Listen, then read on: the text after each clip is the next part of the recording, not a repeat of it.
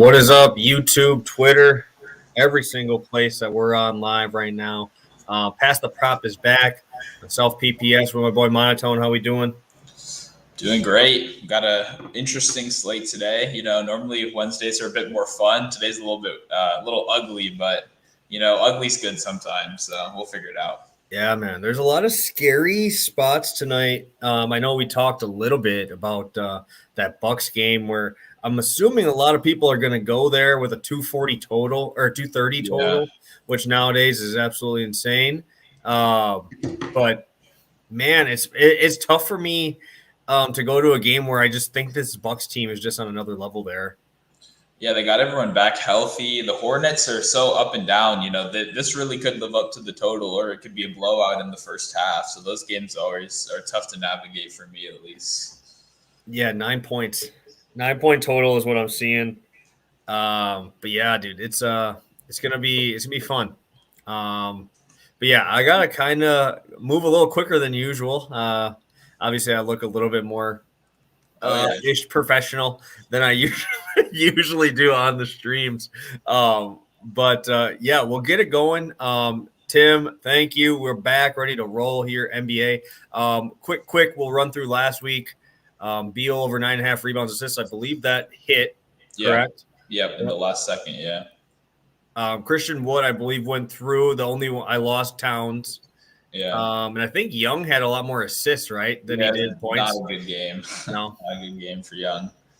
I think we both crushed the value. Yeah. THT destroyed. Brunson destroyed. Our long shots. Dude, I'm so pissed. Brogdon hit it, dude. He had like 3 in the first half, and Cunningham just could not buy a tray, and I was getting so mad. He had 2 of them.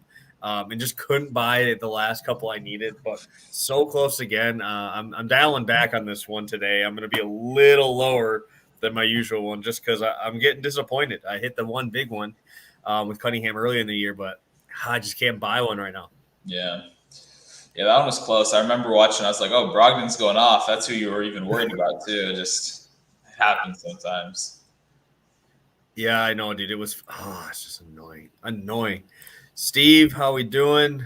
Thank you guys for all popping in here. I will actually talk about him today, CM. Don't worry. I'll talk about my boy. But yeah, let's get it rolling with your first one and probably the most fun game of the day, I would assume. Yeah, this game's going to be interesting, right? We've got 2 of arguably the worst teams in the NBA battling it out right here. And normally a lot of people are kind of looking at Christian Wood here, right? That's been the popular guy. He's crushed, I think, 14 plus rebounds in every game.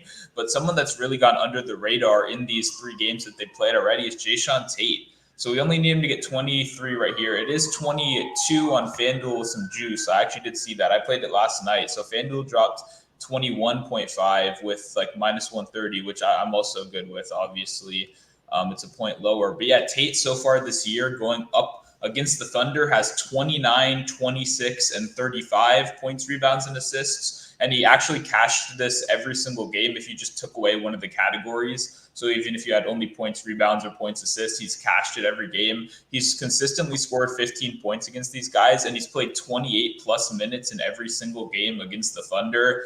So yeah, he's hit this in 5 of his last 5 games when he does play 28 plus minutes in general. And without Jalen Green now, he's seeing increased usage, not only like shooting, but he's actually handling the ball a little bit more. In his 2 games without Jalen Green, he has 8 and he has 6 assists. So that was also something I was looking for in the long shot category. Sorry, he has 8 and 5 assists in the 2 games without him. So I like Tate a lot. I think he's going to really have a good game. I mean, every single game he's had against the Thunder has been great. He's just kind of flying under the radar because he's not the big name that Christian Wood is, KPG, some of these other guys. So yeah, he's one of my favorite guys to look at today. And I'm curious what you think about this one.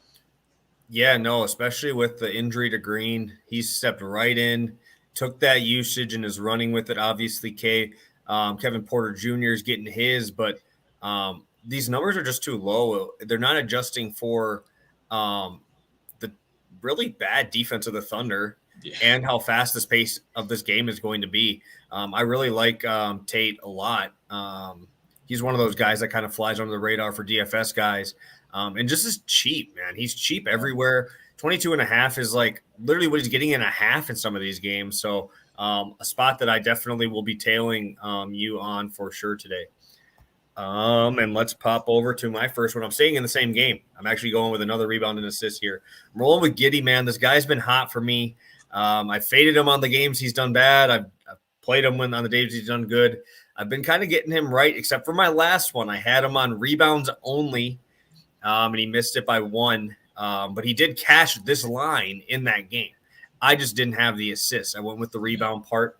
And this game is just a game that you need to have something in it, right? 3-point total, or not 3-point spread. Wow, not a 3-point total. If it was 3-point total, we'd have an issue. But no, 3-point spread. I was surprised after the blowouts here in consecutive games, I believe, when Oklahoma played them. A 12-point loss for the Thunder last time. The game before that was a 12-point win for the Thunder. So these teams are even. I really don't lean on the side. I think it's a 3-point spread going towards the Thunder at home tonight. But no, Giddey's been really, really good. Even with SGA back, I think this number is still nice. Going into it, pace up spot. You're getting almost 4 possessions boost for the Thunder here. Houston running at the fastest pace of the entire league. And yeah, on the season, he's sitting at 7.2 rebounds, 5.8 assists. So already over that on his season average. Now you give me a faster paced team. And I'm not really worried about blowouts anymore with him because he's not playing much more than 30 minutes. In the game he plays 30 minutes, he's hit this in 7 of 8. Hopefully he gets to that 30-minute mark because this game is going to be tight. His last 2 games versus the Rockets, he's got 13 and he's gotten 12. And he played 8 games of 30 points or of 30 minutes in his last in the last month. He got to that total number 8 times, hit it 7 of 8, and the only one he lost by the hook. So, I mean, I'm seeing him going to be a very big part of this game. Like I said, I love it when it's going up and down the floor here. And he's been almost playing like a point forward type of position here. You're not seeing SGA's assist lines really moving up the ladder here. It's all going from Giddey. So I like to see that in a game that's going to be this fast. I think Giddey can get us there. He just got ruled out. Oh, did he really? Like a minute ago. Okay. Well, we're gonna go on the fly then. Okay. I will. All right. That's really unfortunate.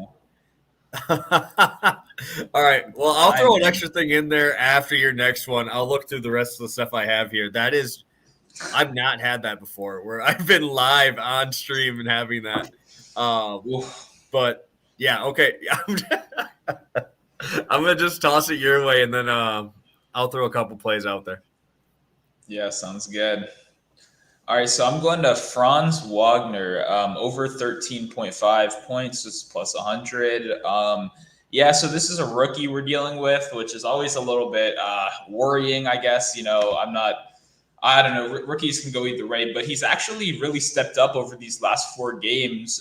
Without Cole Anthony, who was their highest usage player, he was a lot more aggressive. He scored 27 points last game, and then he had 12, 15, and 16 in the 3 before that. And each one of these games, he took at least 12 shots. So he took 24, 13, 14, and 12. So now Cole Anthony is coming back in the lineup, but we don't quite know how healthy he's going to be right here. And another thing that just happened is their other rookie point guard, Jalen Suggs, is now out for the next couple weeks. So what I think we're going to see happen is, one, Wagner might take, he might not get to the 24 shot total again, but with Anthony coming back, that even kind of takes the defenses off Wagner a little bit. He's going to be their number 1 priority once again. We're not quite sure how many minutes he's going to play in his first game back. Meanwhile, Wagner's pretty confirmed for around 30 plus minutes. So he only needs to get to 14 points here. I think this is a good number. The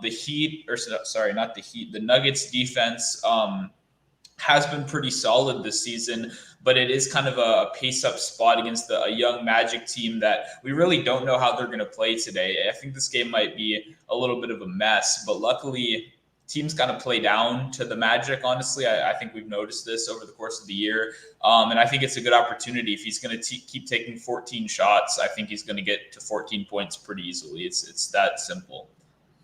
Yeah, I was actually looking into this game, looking more at the Cole Anthony assist line than anything, because I don't think that he is truly fully healthy. But once you saw Suggs go out, I think he's like, oh shit, one of us needs to be in there to kind of take the reins of this thing. I think that he has a great day. I like Wagner. I liked him at Michigan. And I think that this is a fun little spot. I really don't know who they're going to have guard him in that small forward, power forward spot. Obviously, you have the Jokic. I don't think Barton would guard him. And the biggest thing is, in a normal season, like if you're going back to 2 years ago, you got rid of Gary Harris, who would be a perfect matchup here for Wagner. But now Gary Harris is on his team over there in Orlando. So in a game, normally if I'm going like 2 years ago, I would say, hell no, I'm not touching him with Gary Harris going to be guarding him. I don't know who's going to guard him. And I think this is a good spot because I don't think anybody really truly matches up well with Wagner in this spot. So I do like that. Yeah, Wagner's big. You know, he's like what 6'8", 6'9", something like that.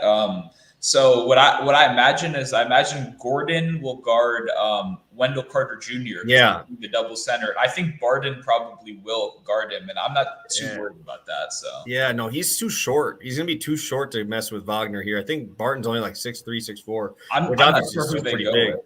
Yeah, which is still pretty big, but I just don't see this being a good matchup for the Nuggets guarding him. He's a 6'4". I'm seeing 6'4" on one, 6'5" on the other. Yeah. So Wagner's got a nice little height advantage there to roll with. All right, since I have no play for my first one, I'll drop this one here. This is my favorite play of the day. I did see someone commented that they had this play already. I think it was CM Allen PR. Yeah, this is my favorite play of the day, especially with Bam Adebayo out, man. Yeah. For a long time, unfortunate. I love Bam. I think he's a great player. I'm kind of happy that he's not going to be playing that much against, like, hopefully the Heat can go down in the rankings so the Bucks don't have to play him early. But that's just me as a homer here. But yeah, he's hit this. His rebounding numbers have actually gone up in these last two games that they've had all three of these big guys. That's kind of what I was curious about. I didn't play him in the last 2 or 3 games because we're getting Mobley back. We're getting Lauri Markkanen back, which don't get me started. Cleveland front office, you're stupid. I don't know why you're running out damn near 3 centers. Lauri was playing center for the Bulls at some point. Here, he's like a small forward. He's damn near a small forward. I don't know if Cedi Osman is playing today because I think he's going to be in that. I think Lauri will be playing like that small forward position at like 7 foot tall here. Yeah. But I'm going with the points rebound spot because, I mean, the dude averaged 19 points a game in the month of November, 28 last game, 19 the game before, 25 and 20 on just points. And his rebounding percentage has actually gone up. He's around 18.5%, double-digit rebounds in every single game but 2 in the month of November. I just think this is a dominating spot here for him. We're going to probably see Dwayne Dedmon having to guard Jared Allen. Because I don't think PJ Tucker's going to guard Allen. I think PJ Tucker's going to probably either have to try to body up Mobley or play Markkanen. There's really no big guys here at all, right? We have Dedmon, Tucker. What, you're going to bring Udonis Haslam's 45-year-old dude coming on the bench to play him? They have no height now here to really truly guard this team. And this is the worst matchup for the Heat possible. Absolutely worst. And there's no Sexton too, so you can't go small. There's no small ball lineup here for Cleveland. Yes, you can try to run fast up and down the court, but Allen's athletic. You've seen him with the Nets. He was good enough to be there when they were running that quick offense. So he's not going to get run off the court like we do worry about with a lot of these other big guys. I think Allen's going to absolutely dominate these dudes. If you don't have the points rebounds number, I would probably lean more towards the rebounds. I'm seeing 10.5 most places. So if you don't have the points rebounds, if you're in a place that doesn't have legalized sports betting yet, rebounds over 10.5 would be my play there to take that over.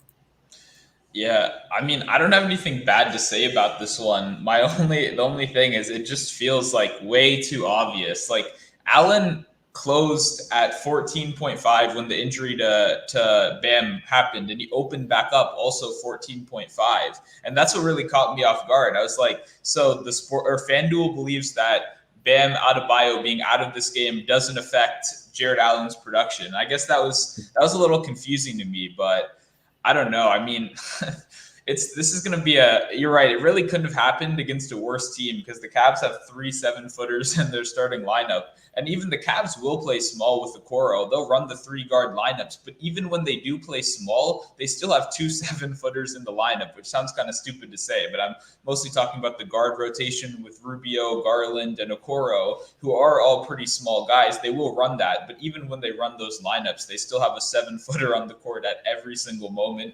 It's just tough for the Heat. I feel like I'm going to end up betting Mobley and Markkanen in this game, maybe just because everyone else is on Allen, and those guys also eat in the paint, especially Mobley. Mobley mostly scores in the paint also. So I don't know. I don't know how I'm going to approach this game yet. I think Allen's kind of obviously in a smash spot, like I really have nothing negative to say about it.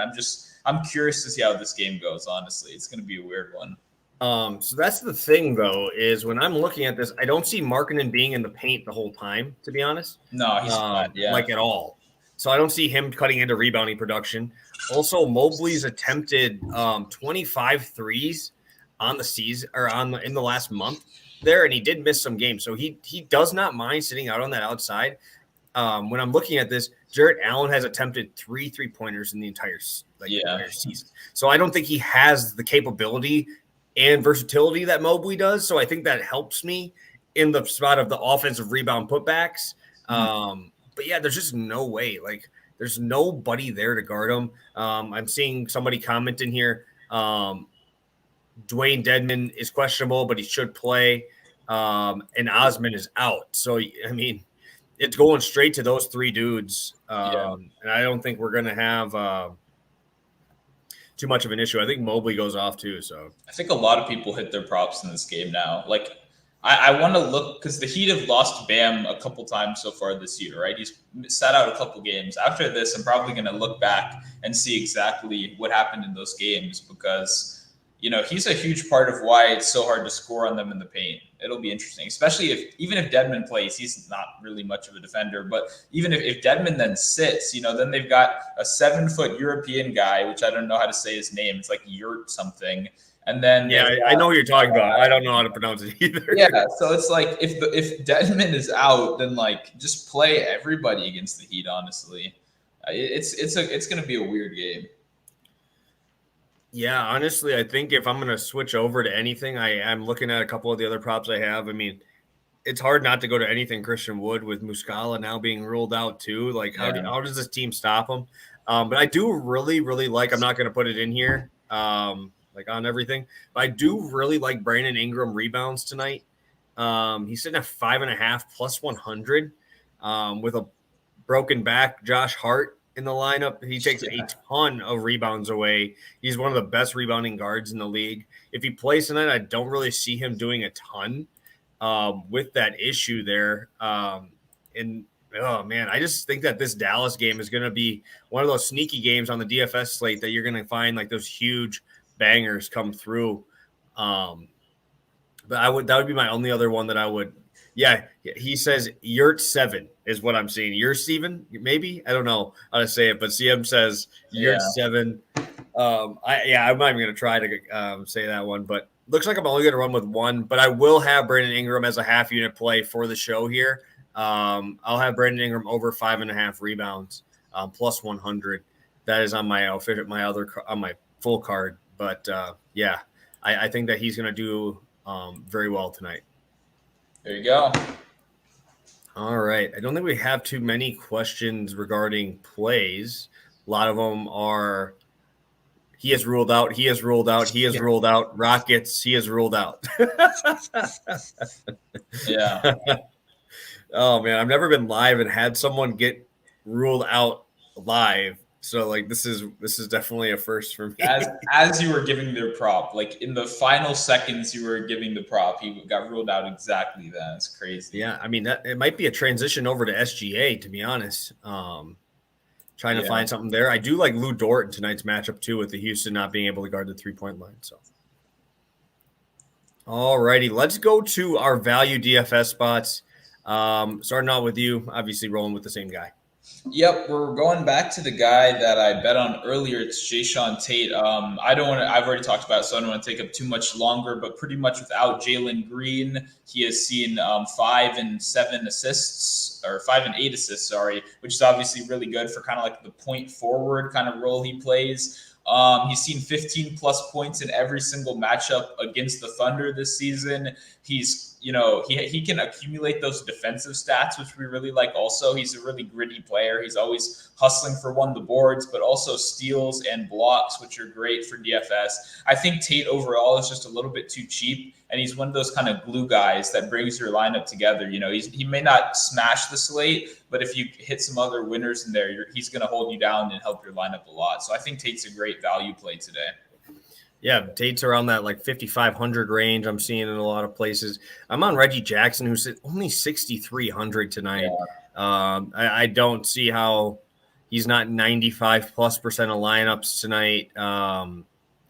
Yeah, there's really not much else to say, but this dude is going to absolutely feast. I love taking him without Paul George in there because you see what happens when Paul George is actually out. When Paul George takes his rest, he plays the full first quarter, then takes his rest, and then Reggie Jackson takes over. And then Reggie Jackson gets like 6 minutes without Paul George. And you can just see what that's like. Now you're going to get like 37 minutes of that. And I'm very, very excited to see what stat line Reggie Jackson puts up tonight. I think that this Clippers team is going to have a lot of dudes in a lot of winning lineups tonight.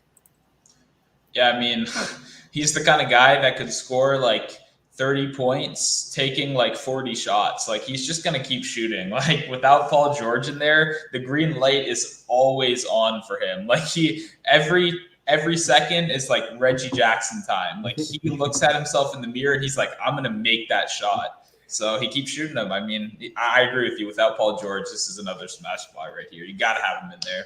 Yeah, he's around 21% usage rate. Normally with Paul George, he's at a 25% without him. So just that 4%.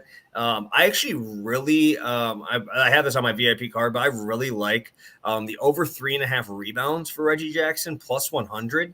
I think that's going to be a nice little spot there as well. In a game that should move pretty quickly. Honestly, I think it's going to actually move faster without Paul George there because I do like to do those post-up Paul George spots on the side. Obviously, you have Sacramento here.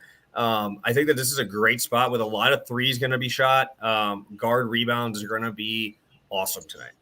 Yeah, and I mean, people don't realize Paul George leaves like 8 to 10 on the table when he doesn't play. Like, that guy's always out there getting boards. I was looking at Marcus Morris, and it was 4.5, which was pretty low, but it moved from like 110 to minus 140 as I was like working on it. I was like, never mind. But yeah, too much juice there.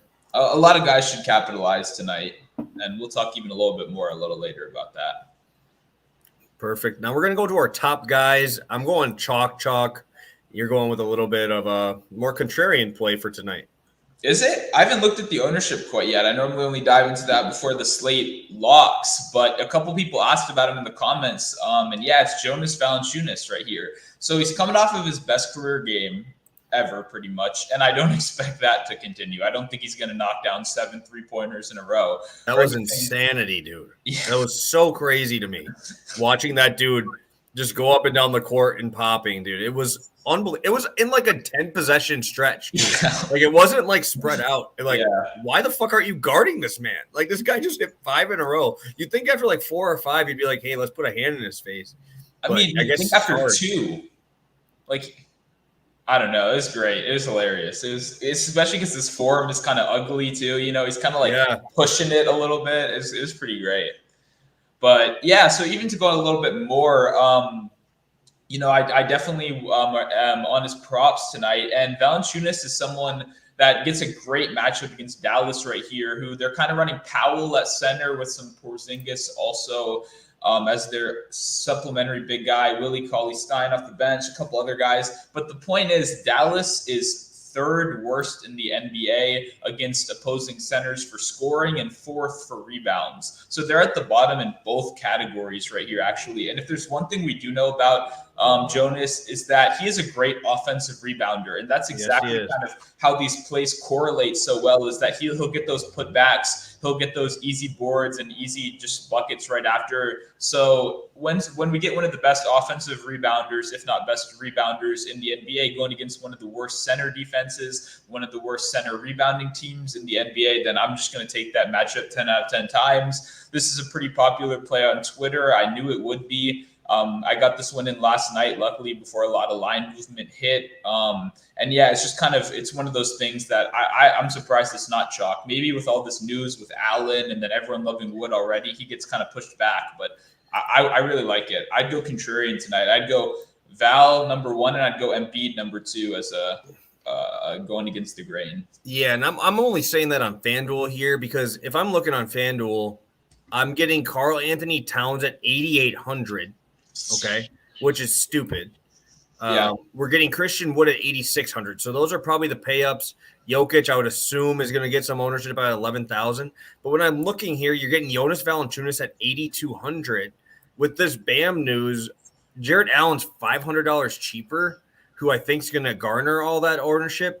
And then you're going to go, hey, if I want to pay up, I'm not going to go into that middle spot. Why would I only save 500? If I'm going to go up, why not go for a guy who just dropped 25 and 21 on these dudes like Christian Wood just did in his last matchup? I think that's the way, if I'm thinking with my public brain, that's what I'm thinking. And that's what most of these bettors are, right? Most of these DFS guys aren't going to be digging in as far as we're going to. And Jonas, I think, will get some, but I don't think he's going to get that 15 to 20% ownership in this range.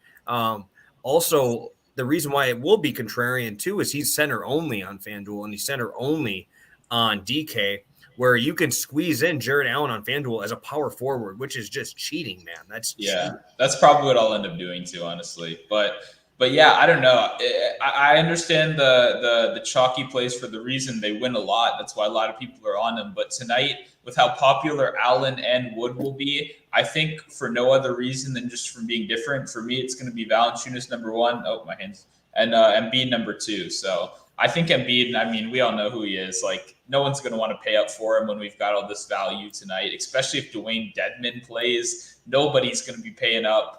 They're all going to be going down at center and paying up at other positions. So, yeah, I don't know. Maybe it'll bite me in the butt, but we'll see what happens.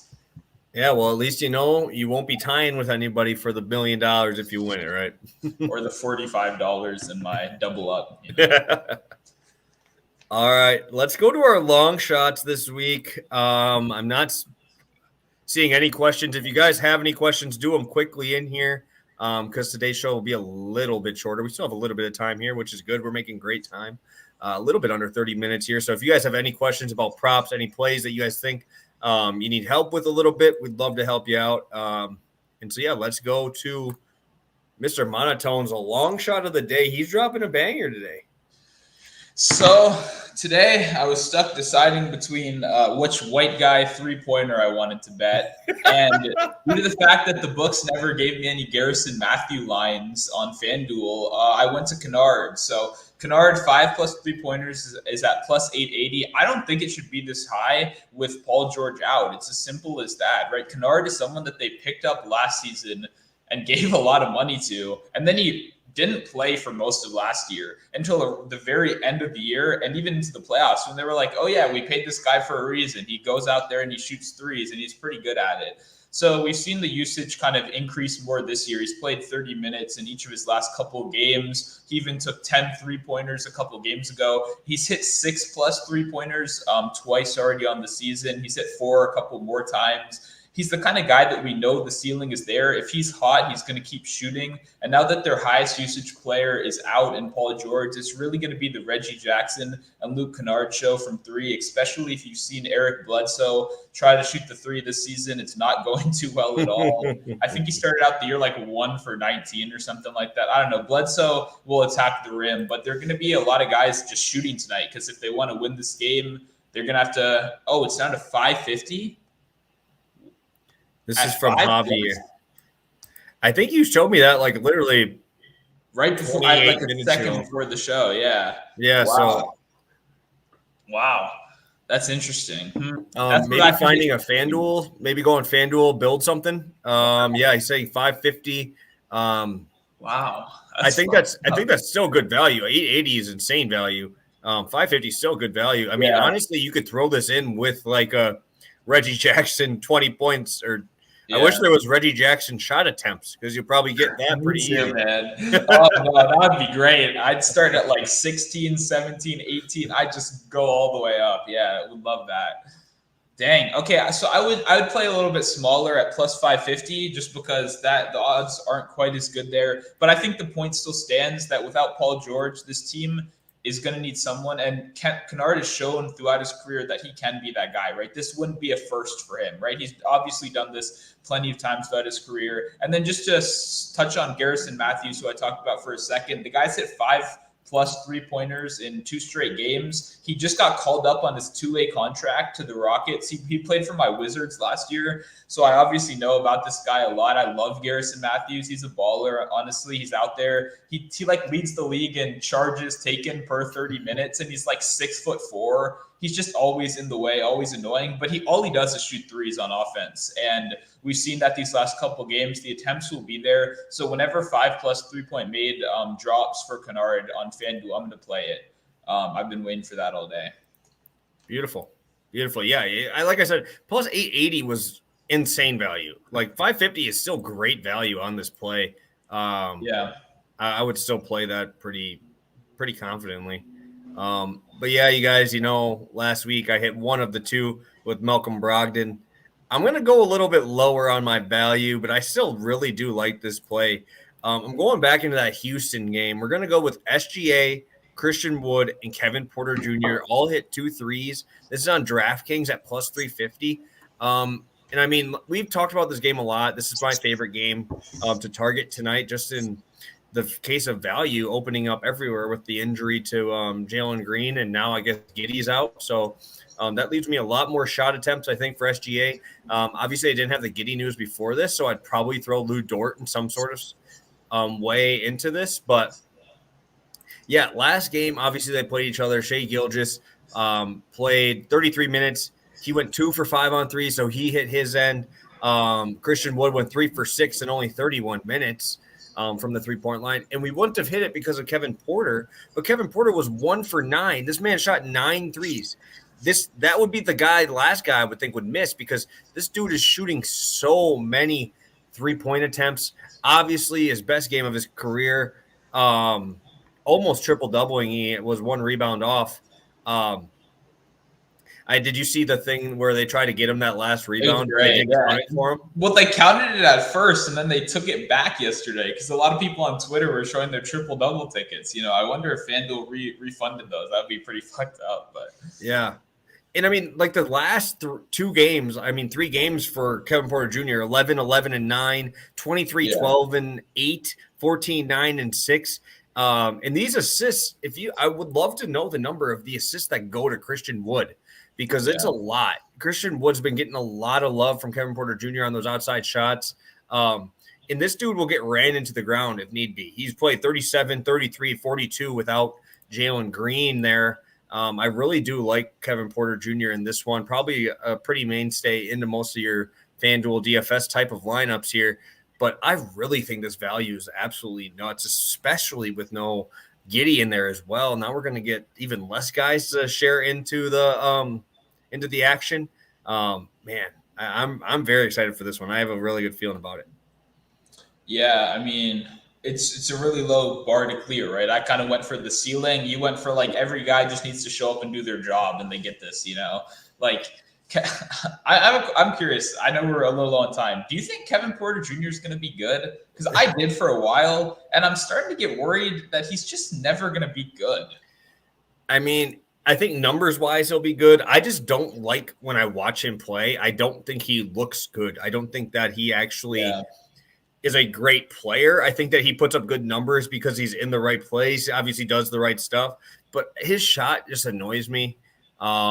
But he does do a great job. If you're just wanting a pure point guard, I think he's pretty good at it. I just think he falls in love with the shot a little bit too much, which for this bet, I really like that he falls in love with it. For sure. But I think that he, for him to be the best version of himself, instead of taking 17, 16, 14 shots a game, it should be like 8 to 12 max. in allowing him to get more people involved because, I mean, he's doing a good job. Like I said, with no Jalen Green, he's averaging over 10 assists a game.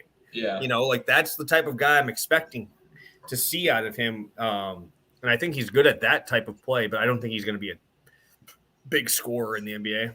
Yeah, I mean the Baby Harden nickname was popular, you know, and I kind of saw where like he's a good passer, he's a good guard rebounder, but not much defense, inefficient at times. But if he gets the efficiency together, he'll obviously be very good. It's just interesting. I don't know. All right, we got a couple questions in here, and then we'll go through our recap. Felix asked, "What do you think of Kennard 5 threes and Grayson Allen 3 threes for 1080?" I mean, Allen's great, but I've kind of stayed away from him with everyone back, right? Milwaukee, I mean, has everyone back, and all of their props are so high. Every time I look at it, I want to take an under. I just don't know who to choose. Like Bobby Portis is set at like 16 every game. Giannis is at 26. Holiday's at 15. Now he's at 12. Middleton's at 18. Like, there's no way these guys go over every single game. I just never know which one to pick. So I kind of stay away from the healthy Bucks, to be honest.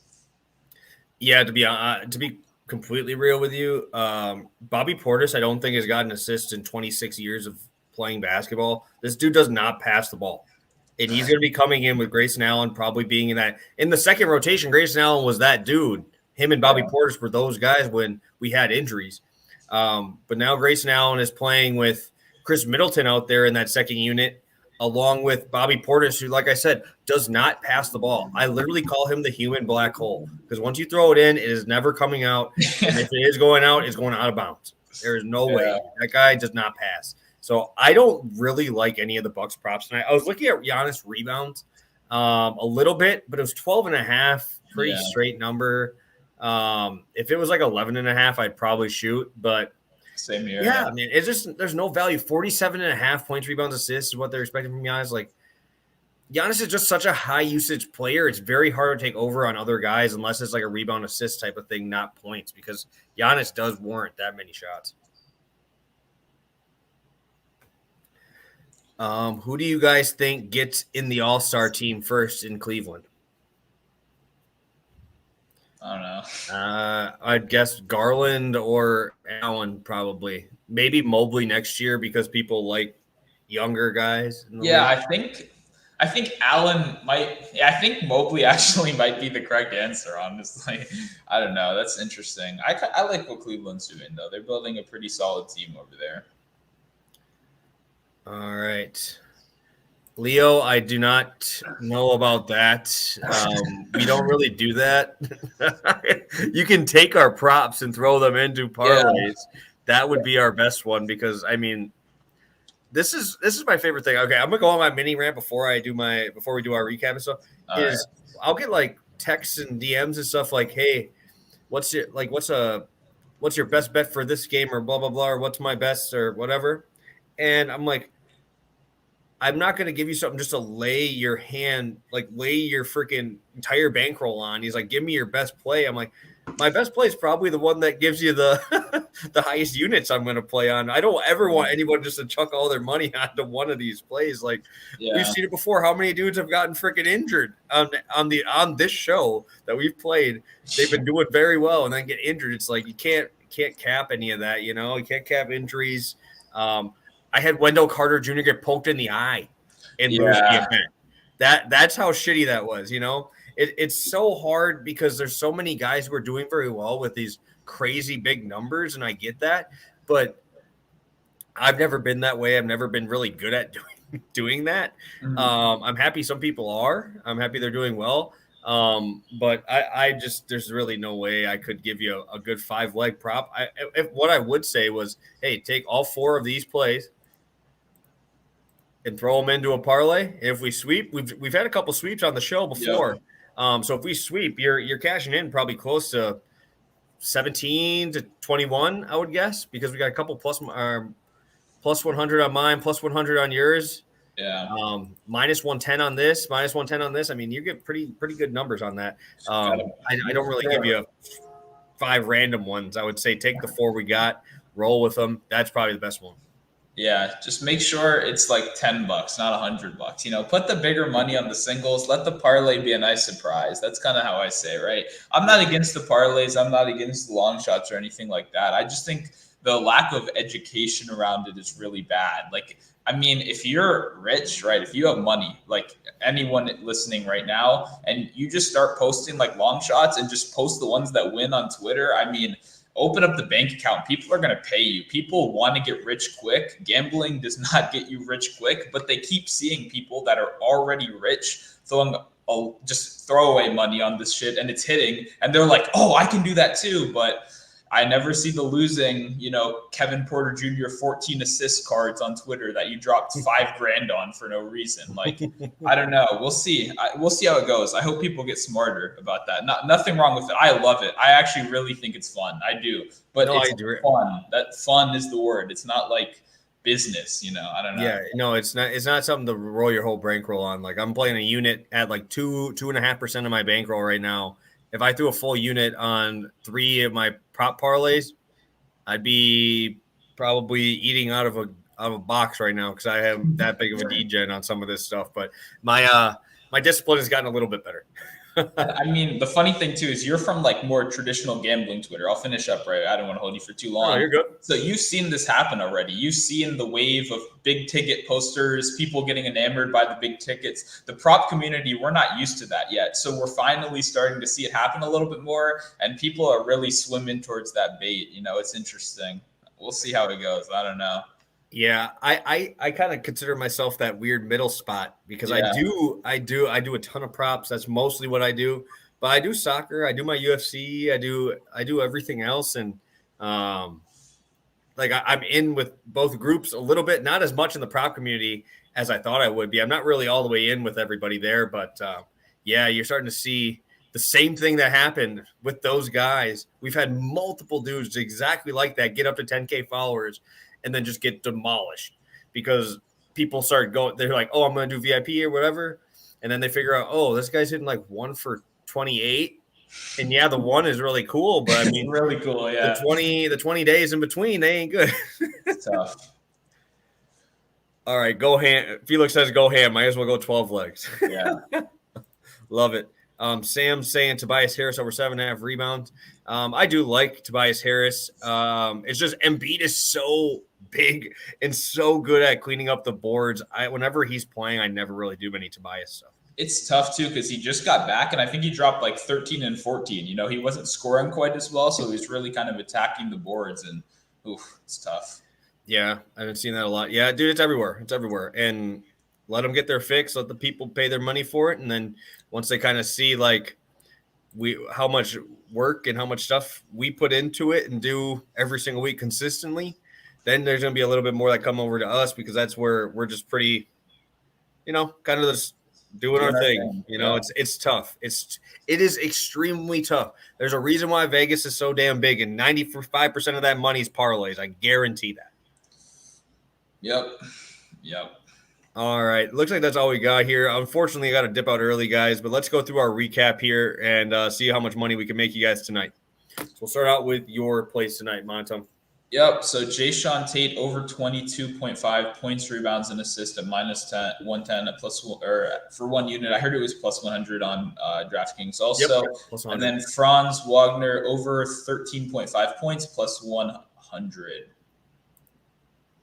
Finally, our value, we're going Luke Kennard, 5+ 3-point made. I had got it at 880. I think 550 is fine too. Also sprinkle in that Garrison Matthews when it's up. I like that one a lot. Beautiful, beautiful, beautiful. All right, I switched over, guys. Grabbed a plus money play. I'm only going to throw half a unit on it just because of Josh Giddey being a weirdo today. We got Brandon Ingram over 5.5 rebounds +100. If this does come out, I mean, obviously we're doing this at 3. If the news comes out, Josh Hart is out, I am upgrading this automatically up to 2 units. I don't care. It's going straight up if Josh Hart is out. If not, I'll keep it at the half. Jared Allen, over 25.5 points and rebounds, 1.5 units. Honestly, I probably should put more on it, but I think the line's going to move a little bit. And then our DFS numbers, we're rolling Joe Val for my boy Monotone. I'm rolling with Christian Wood.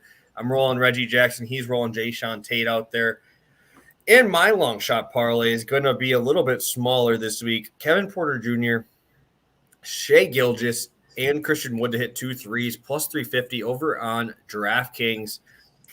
I really like our slate. I would love it even more if Josh Giddey would just get a little liquid IV and get ready to roll for tonight. Probably out partying too much. He's only, 19? He probably tried sneaking into a bar or something. I mean, half the NBA is out with illness right now, so I don't know what's going on there, but maybe. Yeah, crazy. I'm looking up here. Booker killed me last night. He did kill me as well. I had 23.5 points, so that sucked. But I do not see anything else in our question side here, guys. But we will be back on Friday for our NBA or for our NFL edition, Week 13. Getting back out here for some more props with you guys. We are in the works trying to figure out a guest for this week, so we'll see if we can figure out somebody here to pop on past the prop and keep our winning streak rolling. I believe we had a 3-1 week last week, and the money keeps coming in. So very happy with where we're at. Anything else, Monotone? Nope. This is my biggest slate in a while, so I'm ready to get into it and kill it. Weird games, but I know everywhere. There's a lot of good ones. There's also a lot of trappy ones I'm seeing out there too. So I love the college basketball slate tonight too. It's gonna be a fun one. I love the Big Ten ACC Challenge. My Badgers are playing tonight as well. Again, guys, drop a like on the video if you're getting anything out of this. We appreciate that. It helps us out a ton. Again, go follow my boy Monotone. I have his YouTube in my description down there, and obviously follow him over on Twitter. You can see his on his screen there. So thank you guys so much. We will see you Friday for a little bit longer version of our Pass the Prop NFL edition for Week 13. So thank you guys so much. We will see you in 48 hours.